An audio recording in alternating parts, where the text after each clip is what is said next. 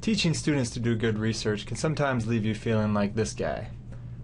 And students, while going through the research process, can also sometimes feel like this guy.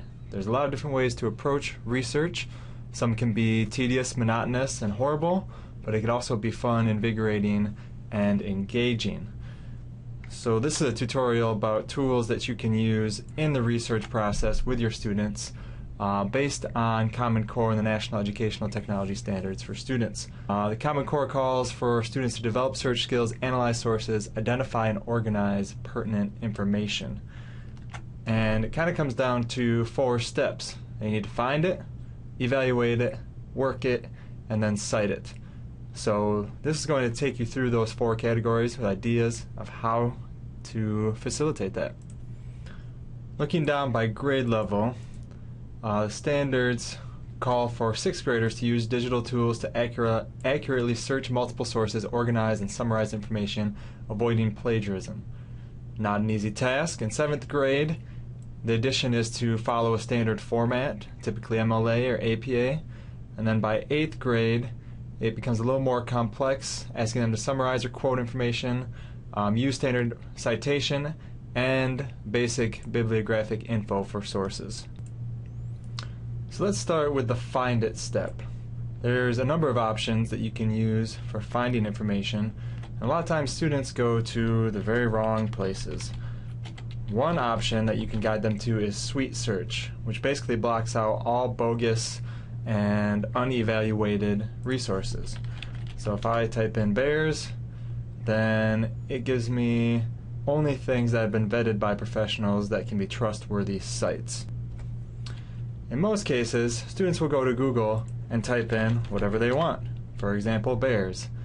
Now who knows what sources these are coming from and whether or not they are valid, trustworthy, or even on topic that they want.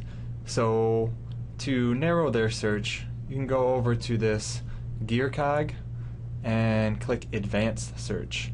And once here, you can take some words out, like Chicago, and add specific words that you might want to filter your search with.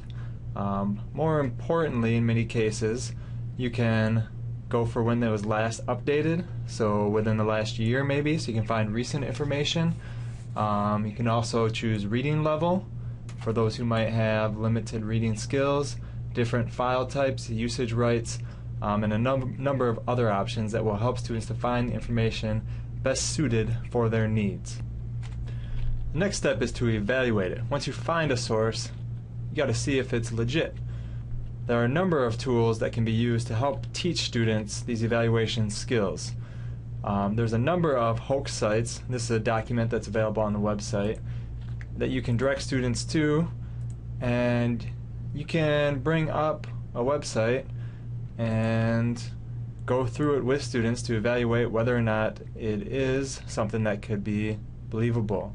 A lot of these sites put things like an author and an updated date, things that you ask students to look for when it was last updated.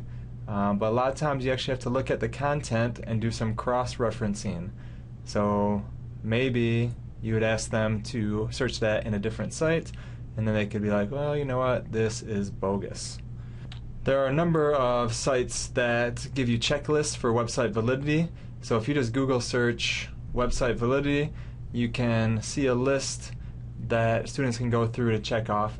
And there are also a lot of rubrics and checklists that can be used as they go through the research process. Now, probably the hardest part of teaching research skills to students is getting them to work it and take notes, summarize without plagiarizing the content. One useful tool that I like is called Bounce App. If you load this page, if you're using web resources, you just paste the URL of the article that you want students to work. So let's take this one, and when I paste that in here, then it takes a screenshot of that article and allows me to annotate over top of it. Notice I don't have to create an account or log in.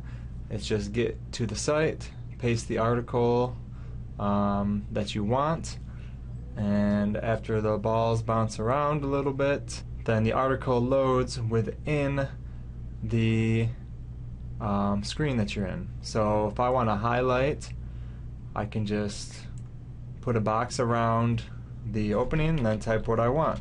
This is ... and then when I click OK, it shows up as that box, and I can do that with other passages, take my notes, and really it forces me to put things in my own words, which is something that students often struggle with. Once I have all my annotations in, I'll just put in my name, click OK, and now I just gotta click save, and here's my link. And when I post that link, this is what it looks like, and I can see my notes on this article. So I can share this with my teacher or store it in a place where I am keeping my research, which brings me to my next point. Where are students going to store all this stuff? They need an organizational structure. One thing that I like is a template in Google Docs, which is on the website. It's called Source Research Notes.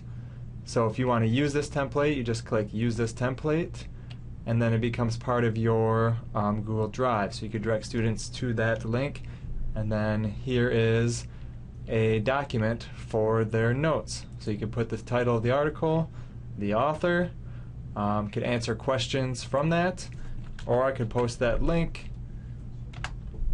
with my notes on it. So I could just create a document with all the links for my annotations, and then I would have those saved in one place to review and for my teacher to look at as well.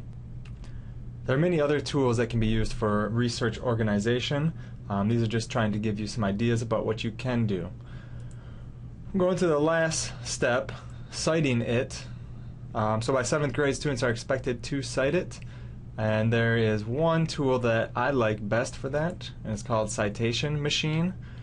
So if you go to citationmachine.net, you can choose which type of resource it is, and if it is just a website link, which I think a lot of what students will be doing, especially the middle school level, will be, you can just paste that link right into that field there.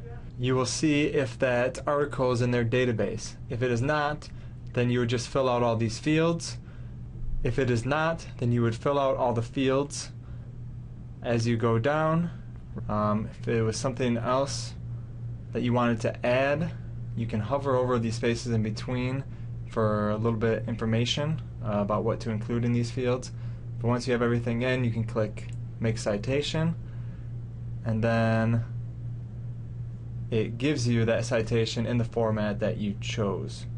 So if you just copy that, go back to where you're storing your stuff, and then in the appropriate field you can just paste it, and if you need to, rearrange it so that it fits with bibliographic requirements of that format. So those are the 4 steps of the research process. Again, it can be a grueling experience or it can be a fun and exciting one. It depends kind of on how you approach it. It might be best to practice these skills in short, fun chunks and build up to longer, more involved and complex tasks and papers and projects. So hopefully these will help you and your students to organize what can be a daunting chore.